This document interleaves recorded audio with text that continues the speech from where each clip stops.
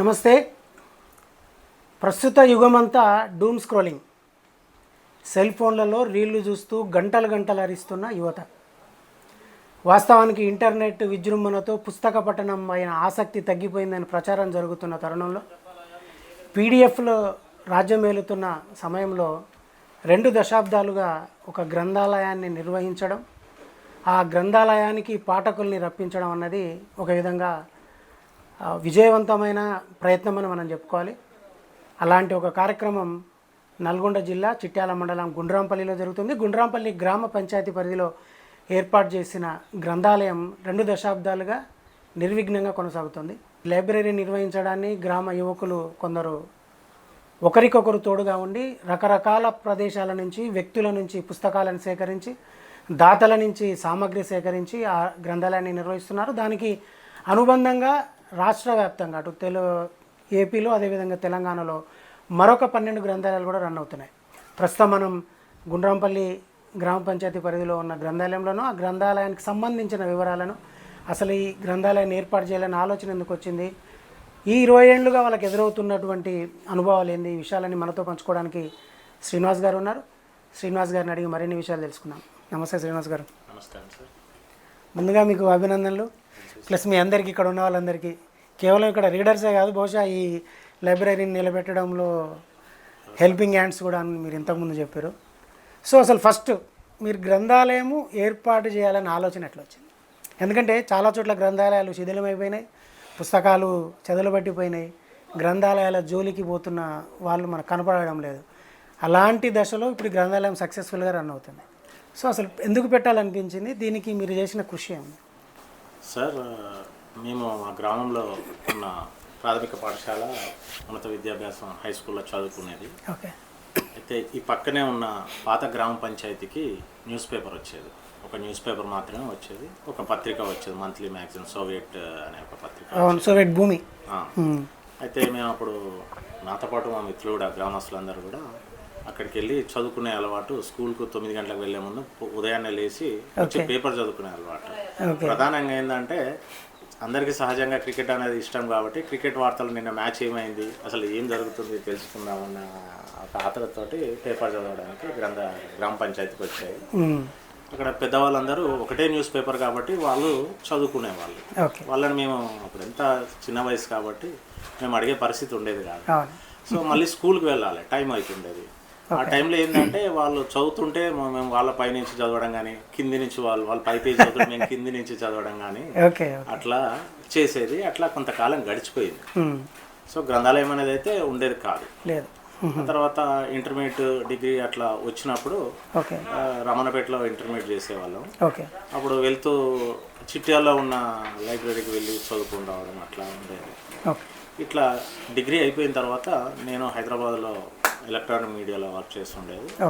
So ఒకసారి ఒక ఆలోచన వచ్చింది, మన ఊర్లో కూడా ఒక గ్రంథాలయం ఉంటే మనం ఇట్లా ఉన్నాం కదా అని మా చిన్ననాటి స్నేహితులందరినీ కూడా కాంటాక్ట్ చేయడం జరిగింది.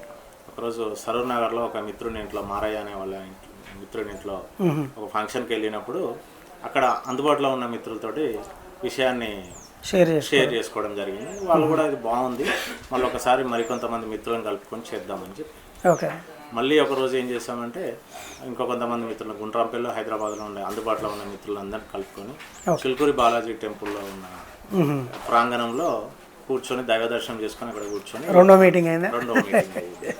సో అక్కడ ఒక అండర్స్టాండింగ్ తీర్మానానికి వచ్చినాం. సరే, మనము లైబ్రరీ స్టార్ట్ చేస్తే బాగుంటుంది, ఇది మన ఊరు కోసమే కదా, ఏదో ఒకటి చెయ్యాలి, మా అందరం లైబ్రరీ లేకుంటే ఇబ్బంది పడ్డాం కాబట్టి అని చెప్పేసి మరి ఎలా స్టార్ట్ చేయాలంటే, సరే మనం ఫస్ట్ ఈ చందా అట్లాంటిది ఏం అవసరం లేదు, ఫస్ట్ మనందరం కూడా ఏదో ఒక దగ్గర ఉద్యోగం చేస్తున్నాం, మనం కొంత ఇవ్వగలం మన గ్రామానికి అని చెప్పేసి మనిషికి 500 రూపాయల లాగా డొనేట్ చేయాలి ఫస్ట్ కాంట్రిబ్యూషన్ అని అనుకున్నాం. దానికి ఆ రోజు జరిగిన తీర్మానానికి వెంటనే జోబులో నుంచి శ్రీకాంత్ అనే ఇంకో మిత్రుడు డబ్బులు తీసి ఇవ్వడం, అట్లా అందరం ఒకరికొకరు పోగేసుకుని మొత్తం 24 మంది టీమ్గా తయారైనాం. 24 మందిని కలిసేసి 12,500 రూపాయలని వసూలు చేసేసి అప్పటి సర్పంచ్ చెర్పల్లి చంద్రయ్య అని ఉండే నాటి సర్పంచ్, తనని కలిసి ఓకే మన గ్రామంలో ఇలా పెడితే బాగుంటుంది, ఇక్కడ ఉన్న ఈ రూమ్ ఇస్తే బాగుంటుంది అని చెప్పేసి ఆ రోజున్న గ్రామ పెద్దల్ని ఇంక ఇతర విద్యావంతులు పెద్దవాళ్ళందరినీ కూడా తీసుకొని వెళ్ళి కలవడం జరిగింది. ఓకే అన్నాడు. ఓకే అన్న తర్వాత ఇందులో ఉన్న ప్రాపర్టీస్ అన్నీ తీసేసి గ్రామ పంచాయతీకి అప్పు చెప్పేసి దీనికి గ్రంథాలయానికి మేము మొదటి అడుగు వేస్తాం. ఓకే. సో ఇప్పుడు మన దగ్గర ఎన్ని టైటిల్స్ ఉన్నాయి, బుక్స్ ఎక్కడెక్కడి నుంచి సేకరించారు, మొత్తంగా ఇప్పుడు ఎంత వర్త్ ఉంది మనకి లైబ్రరీలో, ఎన్ని బుక్స్ ఉన్నాయి? మన దగ్గర సార్ దాదాపు 25,000 పుస్తకాలు ఉన్నాయి సార్. ఓకే. 25 మ్యాగజైన్స్, మంత్లీస్ కానివ్వండి, ఫోర్ట్నైట్లీ అట్లాంటి పత్రికలు వస్తున్నాయి, పోటీ పరీక్షలు కానీ, కథలు కానీ, సాహిత్యం కానీ ఇలాంటివి. ఓకే. తెలుగు న్యూస్ పేపర్స్ ఒక 6 వస్తాయి సార్, ఇంగ్లీష్ న్యూస్ పేపర్ ఒకటి వస్తుంది సార్.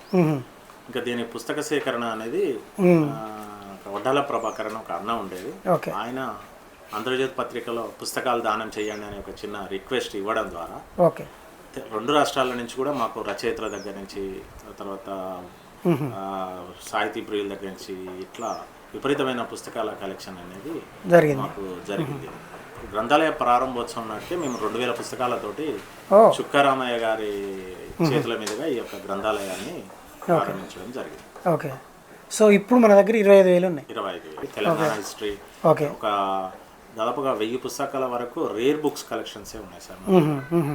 ఇంకా ప్రధానంగా చెప్పాలంటే మన దగ్గర న్యూస్ పేపర్స్ బైండింగ్ చేసేసి దానికి సంబంధించిన ఫైల్ షాట్స్ అవసరం పడ్డ వాళ్ళందరికీ ఫోటోస్టాట్ కాపీ తీసుకొని మన దగ్గర నుంచి ఇన్సూరెన్స్ క్లెయిమ్ చేయడానికి కానివ్వండి, రీసెట్ చేయడానికి కానివ్వండి, లేకపోతే యాక్సిడెంటల్ ఇష్యూస్ పేపర్ ప్రకటన కానివ్వండి, కోర్టు వ్యవహారాలు కానివ్వండి మన దగ్గరకు వచ్చి తీసుకెళ్తారు sir. Almost all Dilsukh Nagar, Hyderabad నుంచి, నల్గొండ, మిర్యాలగూడ ఇట్లా వేరు ప్రాంతాల నుంచి కూడా వచ్చి జిరాక్స్ తీసుకొని వెళ్తారు సార్.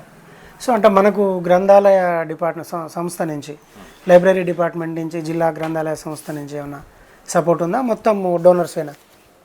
సార్ మేము గ్రంథాలయం ప్రారంభించినప్పుడు మాత్రం స్వచ్ఛందంగానే మా గ్రామస్తులు కూడా చాలామంది, ఇక్కడ ఉన్న కొంతమంది ఇండస్ట్రీ వాళ్ళు కానీ, ప్రవాస భారతీయులు కానీ కొత్త ఫర్నిచర్ రూపకంలో అట్లా పుస్తకాల రూపంలో ఇస్తూనే ఉన్నారు. ఓకే. అయితే అప్పుడున్న మాజీ జిల్లా గ్రంథాలయ చైర్మన్ వినోద్ రెడ్డి సార్ గారు, మీరు గ్రంథాలయాన్ని ఇంత స్వచ్ఛందంగా నిర్వహిస్తున్నారు కదా అని చెప్పేసి మాకు ఒక పుస్తక నిక్షిప్త కేంద్రం అనేది ఒకటి శాంక్షన్ చేయడం జరిగింది. అప్పట్లో 350 రూపాయలు జిల్లా గ్రంథాలయ సంస్థ నుంచి మాకు వచ్చేది సార్, నెల న్యూస్ పేపర్ బిల్ అనుకోండి, బిల్ అంతే. అది కాలక్రమేణా 2000 కొన్ని స్థానిక అంటే అక్కడ సాంకేతిక సమస్యల వల్ల ప్రభుత్వం 2017 నుంచి ఇది నిలుపుదల చేసింది కాన్సెప్ట్ ని.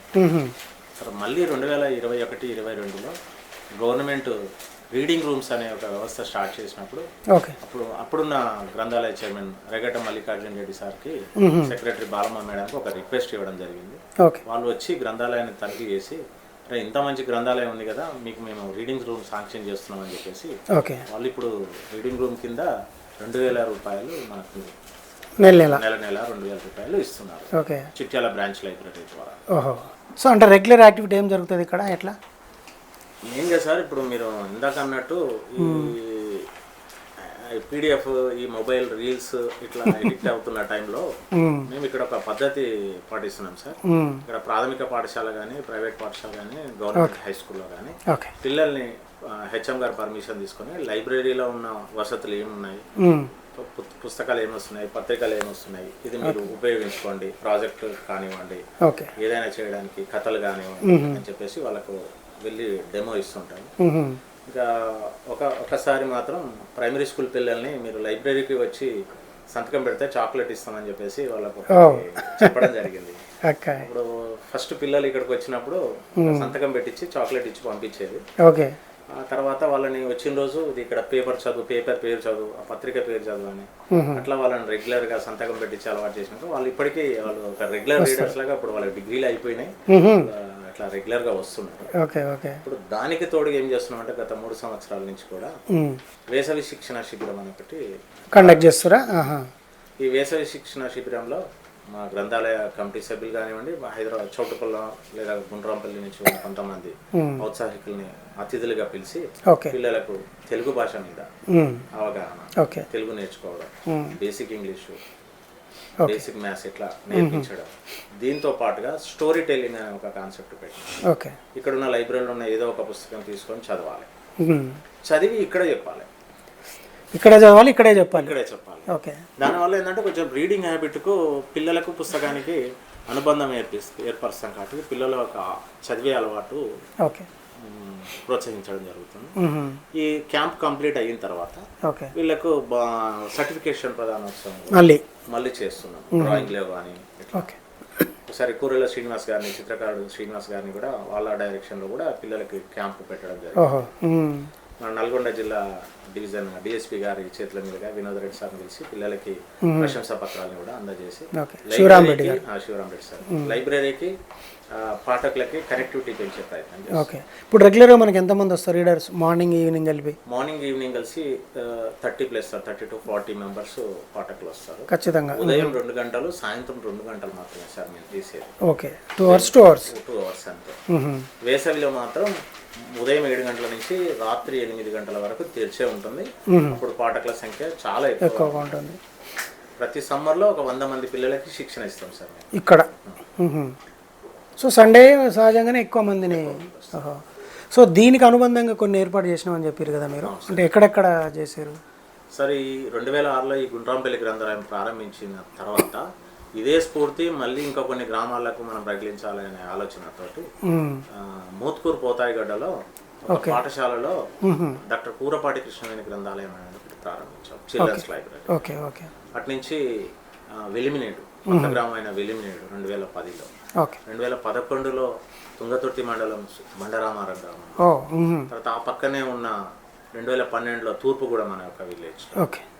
అదేవిధంగా చిత్తూరులో కులమాసనపల్లి అనే ఒక గ్రామం, చిత్తూరులో కూడా పెట్టారు. మురళీ ప్రసాద్ అని మిత్రుడు ఉన్నాడు. మేము గ్రంథాలయ పరిరక్షణ సమితిలో మేమంతా కమిటీ సభ్యులము. అదే స్ఫూర్తితోటి అక్కడ స్టార్ట్ చేసినాం. 2018లో అక్కడ స్టార్ట్ చేసాం సార్. మళ్ళీ మేకవారిపల్లి కడప జిల్లాలో స్టార్ట్ చేసాం. రామ్మోహన్ రెడ్డి అనే ఒక అబ్బాయి స్టార్ట్ చేశాడు.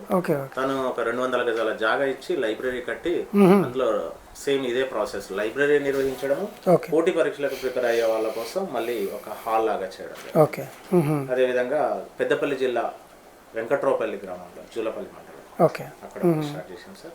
అతి త్వరలో మాత్రం ఇక్కడ చౌటుపల్లి మండలంలో పహాడులో ఒక పైప్ లైన్ లో ఉన్నది సార్. అదేవిధంగా రామన్నపేట మండలం ఇంద్రపాల నగరం జెడ్పీహెచ్ఎస్ లో ఒక చిల్డ్రన్స్ గ్రంథాలయం ప్రారంభానికి ఇప్పుడు ఏర్పాటు. సో ఇది కాకుండా ఒక 12 మీరు సపోర్ట్ చేస్తున్నారు. సో గవర్నమెంట్ నుంచి ఏమైనా ఆశిస్తున్నారా, అంటే ఎట్లాంటి హెల్ప్ చేస్తే ఇంకా దీన్ని డెవలప్ చేయొచ్చు అనుకుంటారు? ఇప్పుడు మేము ఈ గ్రంథాలయం ప్రారంభించి 20 సంవత్సరాలు అయింది సార్. దీన్ని ఇంకా ఒక రీసెర్చ్ లైబ్రరీ లాగా చేస్తే మనకి ఎన్నో ఇన్నోవేషన్స్ ఇక్కడ మనం చేయొచ్చు. ఎంతో మంది ఔత్సాహులకు మాకు ప్లస్ పాయింట్ ఏంటంటే సార్, ఇది జాతీయ రహదారి మీద ఉంది, ఎవరైనా రావడానికి పోవడానికి చాలా అనుకూలంగా ఉంది. సో మరి ఇలాంటి ప్లేస్లో మాకు ఒక గవర్నమెంట్ రీసెర్చ్ లైబ్రరీకి కావాల్సిన ఇన్ఫ్రాస్ట్రక్చర్ కానివ్వండి, తర్వాత భవనం కానివ్వండి మాకు ఇస్తే ఇంకా మరిన్ని సేవలు ఇచ్చేసి ఎంతో మంది రీసెర్చ్ చేయడానికి కూడా మేము ఇక్కడ మేము గ్రంథాలయం గురించి మేము అనేక దఫాలుగా మీటింగ్లు పెట్టుకుని గ్రంథాలయాన్ని ప్రారంభించాలనుకున్నప్పుడు ఒకసారి గ్రంథాలయ పరిరక్షణ సమితి ఆధ్వర్యంలో ఉస్మానియా యూనివర్సిటీ ముందు ఉన్న ఒక దగ్గర మా గ్రంథాలయ పరిరక్షణ సమితి మీటింగ్ జరిగింది. నేను అందులో అంటే స్టేట్ బాడీ అందులో డాక్టర్ అవినేని కిషోర్ అన్న ప్రెసిడెంట్, రాచమల్ల శ్రీను, డాక్టర్ మురళీ ప్రసాద్, ప్రఫుల్ల చంద్ర, వీళ్ళంతా మాకు సీనియర్స్గా ఉండేది. వాళ్ళు కూడా దీన్ని గ్రంథాలయాన్ని ప్రోత్సహించాలని చెప్పేసి ముందుకెళ్ళని చెప్పేసి ఆ రోజు ఒక టీమ్గా హైదరాబాద్ నుంచి ఒక 50 మంది గ్రంథాలయ ప్రారంభానికి రావడం జరిగింది. ఆ తర్వాత తెలంగాణ ఏర్పడిన తర్వాత డాక్టర్ ప్రొఫెసర్ ఎన్ లక్ష్మణరావు గారి ఆధ్వర్యంలో తెలంగాణ గ్రంథాలయ సంఘం అని ఒకటి ఫామ్ చేయడం జరిగింది సార్. ఆ రోజు నుంచి ఈ రోజు వరకు కూడా తెలంగాణ గ్రంథాలయ సంఘం నుంచి ఫిలడెల్ఫియా ప్రవాస భారతీయుల నుంచి నగదు రూపకంలో మాకు విరాళాలు ఇప్పించడం కానీ, పుస్తకాలు ఇప్పించడం కానీ, లైబ్రరీ నిర్వహణలో మెలకువలు నేర్పించడం కానీ కూడా మాకు తెలంగాణ గ్రంథాలయ సంఘం నుంచి కూడా బాగా మాకు సహకారం లభిస్తుంది సార్. అదేవిధంగా ఏపీఎల్ఏ విజయవాడ నుంచి ఏపీఎల్ఏ నాగశారద మేడం వాళ్ళు కూడా మాకు ప్రతి సంవత్సరం ఫిబ్రవరిలో పుస్తక దినోత్సవం సందర్భంగా ఒక 400-500 పుస్తకాలు మేము ప్రతి సంవత్సరం వెళ్ళి అక్కడికి కలెక్ట్ చేసుకుంటాం. ఈ రకంగా చాలా మంది పత్రికలు, మీడియా సోదరులు కానివ్వండి, సాహితీ ప్రియులు కానివ్వండి, ఇట్లా దాదాపుగా 2 రాష్ట్రాల నుంచి కూడా మా యొక్క గ్రంథాలయానికి అభివృద్ధికి సహకరిస్తున్నారు. ఓకే.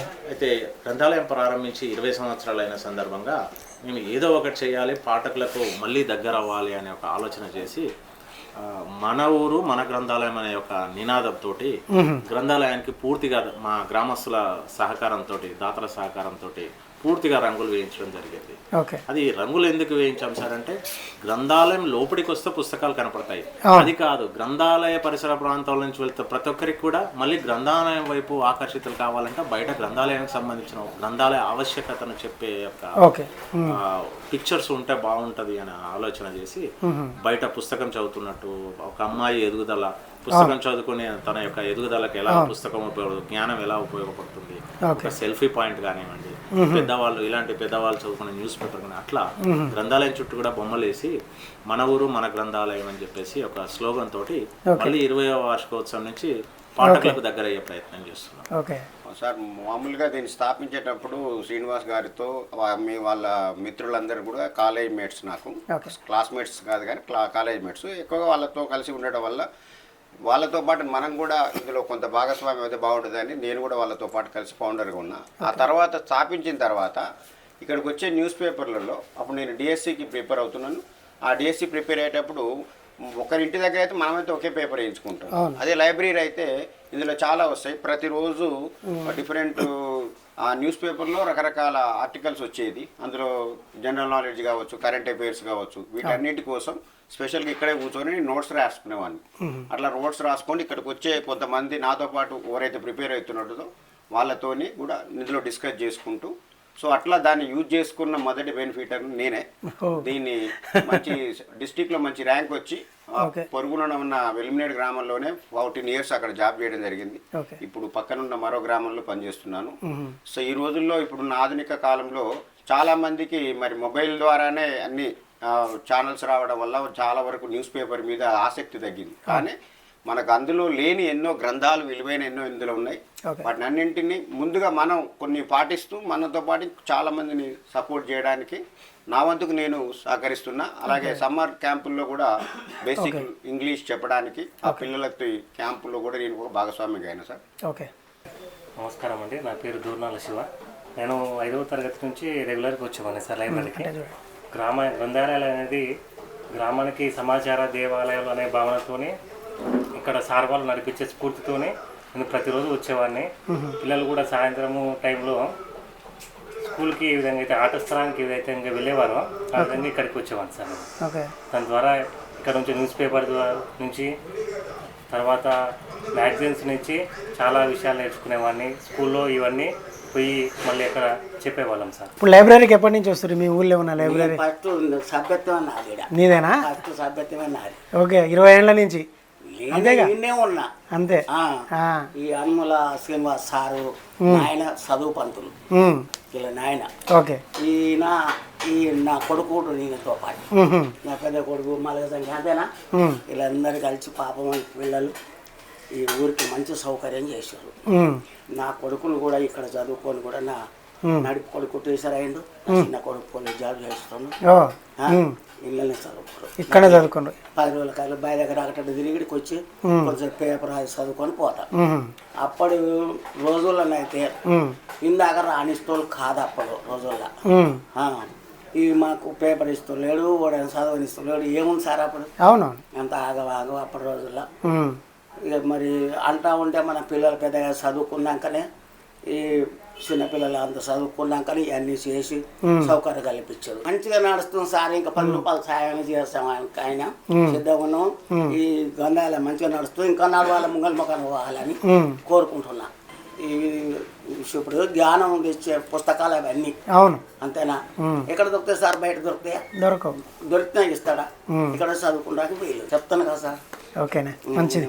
నమస్కారం. నా పేరు బాణాల జశ్వంత్. నేను ఇక్కడికి 3 సంవత్సరాల నుంచి వస్తున్నాను. ఇక్కడ పుస్తకాలు చదవడం నాకు చాలా ఇష్టం. ఇక్కడ పుస్తకాలు ఉన్న నాలెడ్జ్ అనేది నాకు చాలా పోటీలలో ఉపయోగపడింది, చాలా బహుమతులు గెలుచుకోవడంలో కూడా ఉపయోగపడింది.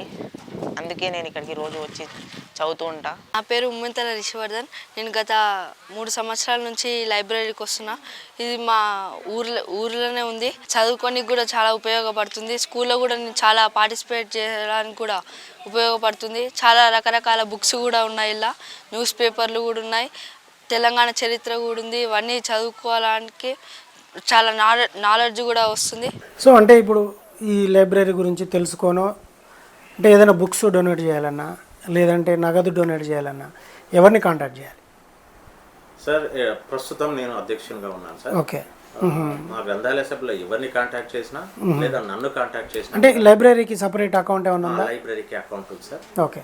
ఏపీజీవీబీలో ఒకటి, చౌటుపల్లి SBHలో కూడా ఒక అకౌంట్ తీసుకున్నాం సార్. ఎవరిని కాంటాక్ట్ చేసినా కూడా మీరు చెక్ అంటే నగదు చేద్దాం అనుకున్న వాళ్ళకు బ్యాంక్ అకౌంట్ ఖచ్చితం, ఎందుకంటే దానికి ఓ లెక్క ఉండాలి కాబట్టి.